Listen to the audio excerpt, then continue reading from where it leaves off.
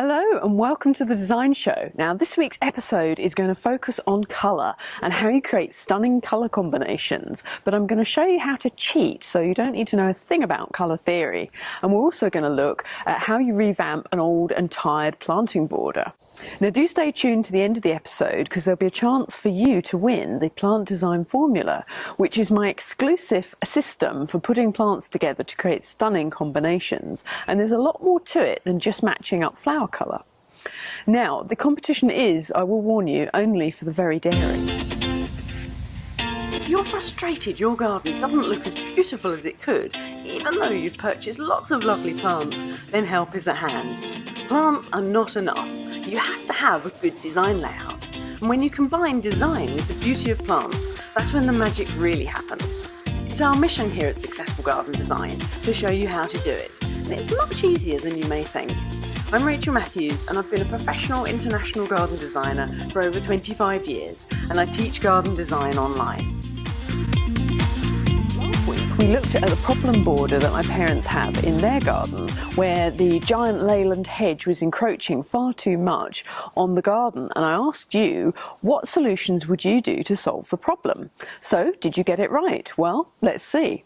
So here is the hedge before. So here's what we did. We finally got rid of the awful leyland hedge. And now the border is actually the right width for the garden. And here's the action shots. Here's how the guys cleared the garden. So timber. And of course, waste not, want not. So we did plenty of recycling. And then the next bit is a bit of a gamble. We're experimenting with some root barrier.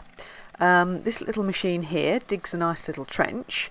Now the reason we're putting it in is because next door have a very big laurel hedge and it takes all the moisture out of the soil, but we couldn't get as close as we'd have liked to the hedge, so we're not sure how well it's going to work out.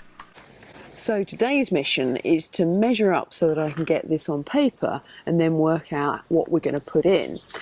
Now, doing a good planting plan, unfortunately, is not a 5-minute job. You really do have to put a great deal of thought into it. Now, you've got to get all the right shapes, heights, colour. It's got to look good all year round. So I can't hold that amount of stuff in my head in one go, and nor should you. So I strongly advise you get your ideas down on paper. So what I've done is to run a tape measure from the trellis there right down to the end of this border, and I'm going to take cross measurements across so that I can plot the exact size of this border onto paper, and then I can sit down and work out what goes where.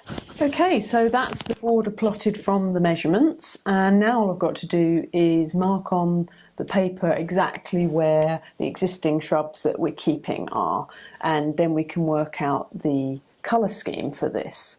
Now this was the original colour scheme that we had, but some of these plants have died out and also it's time to do a change. But from this bottom section here we had a few hot colours and some grasses going on into purples, and then I sort of put a peach and purple combination in, and then working its way gradually into sort of more salmons and then on to pinks and purples. So what I will now do is basically sit down and make the mother of all lists for this. And doing a good planting plan, it's a little bit like decorating. The most amount of work goes into the preparation, and that is, for me, for a planting plan, that's getting the lists. So I will write down every plant that's in the colour scheme that will grow in these conditions, and then once I've got that hit list of plants, I'll then go through and work out what will blend with what we've got here with the colours. Now the colour scheme for this section of the garden was going to be sort of blues, purples, pinks. But what's happened, and what often happens, it doesn't matter how carefully you plan something, Mother Nature does like to have the last word. There's things like Crocosmia, which this one looks like it's going to be either red or orange, that have just sprung up in the middle of the border. Now that's going to look really awful next to bright pink, so that's going to have to come out. But there's also lots of other little things that have gone wrong. Now, one of our problem areas is this rather lovely euonymus, that it's a nice size, it's helped hiding the vegetable patch behind the trellis there, but what's gone wrong is it's not the variety that I put on the plan. It's meant to have a white variegation, and this is, as you can see, very creamy yellow. Now, one of my pet hate combinations is pink and yellow together. So this whole area was meant to have a lot of pink in it. And next to the ornament, you can see we've got another crocosmia that's come up, and that one looks like it's going to be bright red. So if it's something small, you can take it out and put it somewhere else. But if it's something big like this, you've got two options. You either have to hide it or pacify it. Okay, so let's demonstrate what I mean about colour. Now I'm going to have to improvise somewhat because there aren't any bright pink flowers available at this moment in this particular garden. So I've raided my wardrobe for one of my many brightly coloured shirts. So there you have it. That's what's going to happen if we put some bright pink in the garden. Now that is not a nice combination, not for my eyes. So what we need to do is calm this down. Now if I put something like blue in front of this, immediately that's so much better. But if we can separate this pink out from this yellow and just put the blue in between it, it just provides enough. Now I would have this pink a little bit closer to the purple over there. I wouldn't have it right next to this yellow shrub. But you can see, even though it is quite close, that blue just provides enough of a break, and it blends with both the pink and the yellow, and that enables us to get away with the clash. So that's been a demonstration of how you use pacifying colours to get you out of trouble. So your purples, your blues and greens and whites also help to a degree as well. But how do you go about creating a really amazing colour scheme in the first place? It's all very well filling in and patching something that's there, but if you're starting from scratch, as we are with most of the border in this garden, how do you come up with some wonderful colours? Because, you know, there's loads of books on colour theory, and it's actually a very in-depth and actually quite complicated subject. Basic colours are quite easy, like you can't go wrong with pink, blue and white, but if you want something a little bit more exciting, then you need to really understand colour. Well, actually you don't at all. So why spend valuable time learning all about colour theory when you can just borrow it from people that are already highly skilled professionals when it comes to colour? So let me give you an example, and yes, that does involve me raiding my wardrobe again. Okay, so if we use fabric as an example, there's some lovely combinations in here. We've got this underlying violety blue shade. We've got this sort of burgundy and lilac colours and lime green all together. So we could just borrow the colour combination here and put that into a garden. Now what brings it to life is the lime green in it. So you can get ideas for colour schemes for your garden from fashion designers, interior designers, even graphic designers. The way they put colour together can give you great inspiration. But in my mind, there's one group of people that are wonderful for stealing ideas from above anybody else, and that's artists. They see colour in ways that the rest of us can only dream of. So they are probably the best place that you can go to for inspiration. So let me show you. So here's an example of how you can use the colours that artists see.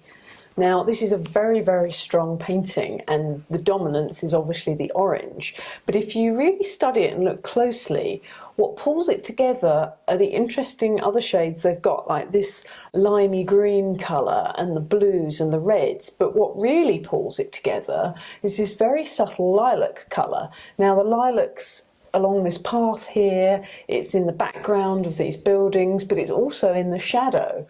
Now, whilst you might think orange and green and perhaps red is a good combination, I wouldn't necessarily have thought to put the blue and certainly not the lilac together. So once you've seen a combination like that that's very different, then it's just a matter of thinking, now which plants will do this? Now orange and reds tend to be a little bit later on in the year, but you could start it early with some tulips. And yes, of course these are real, and so is the dust. So you could start it at the beginning of the season with some tulips. You could have some euphorbias and some alchemilla for this sort of colour, or even maybe the acanthus. Hollard's gold has got that kind of texture to the leaf. The lilac could be put out literally by a lilac, and the blue here, well, that could be a ceanothus. So if you put all of these together, that's a very interesting garden combination that I would never have thought of in a million years. Because I've studied this painting, because I've seen that it's the lilac subtle colours of that and these sort of lime greens that bring that together with the orange, suddenly you've got a planting scheme that you probably would not see anywhere else.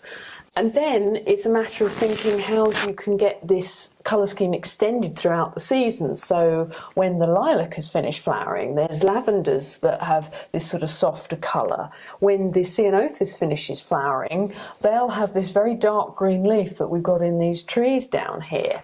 And there's plenty of other plants that you can use to carry this combination on. So that's a way to get one combination, but also you can take this further. And you're probably not going to want this around the entire garden. So you could then put it together with other things. So, for example, you know, we pinched this combination from my shirt. Now, does that go with that? Not entirely, but it's still sort of working because it's got these lavendery shades. As long as we keep the pink away from the orange, further on around the garden, you could transition into another borrowed colour scheme. So you've then got something very, very different that is going to look stunning. So I do hope you found this episode on how to be a cheat at colour combining useful.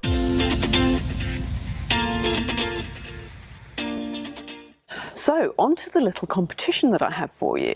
Now, so that I'm not the only person that looks completely insane flinging their clothes and cushions around the garden trying to create wonderful combinations, I want you to do the same, and you can use anything in the house. Just get it out and put it in the garden and show me what combinations you've been inspired to create from this episode.